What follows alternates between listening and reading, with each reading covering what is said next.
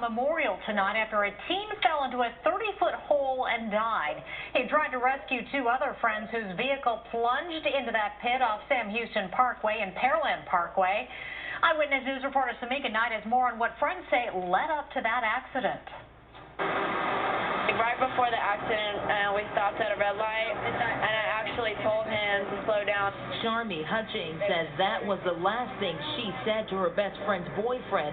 Then minutes later, he lost control of the truck with her best friend inside, plunging headfirst into a 30-foot deep construction pit. Hutchings was a distance behind them, but another friend saw the accident and tried to help. Police say tragically, that teen somehow stumbled, then fell to his death. It was real dark and he couldn't tell how deep it was. That's how he fell. He couldn't tell how deep it was.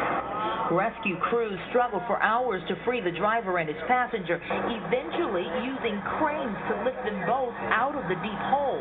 People were screaming and yelling and crying, and it was the worst thing you could have ever experienced in your entire life. Hours later, parents and friends, still in shock, say they just had to see it for themselves.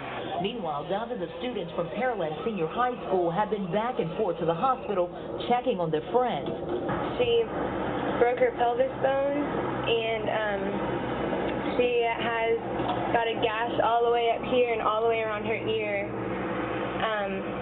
And they found a hole in her head. He had broken ribs, collapsed lungs, and something with his spine.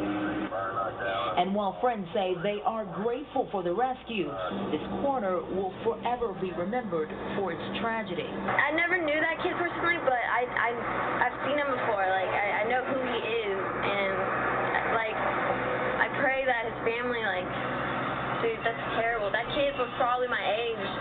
In Pearland, Samika Knight, 13 Eyewitness News.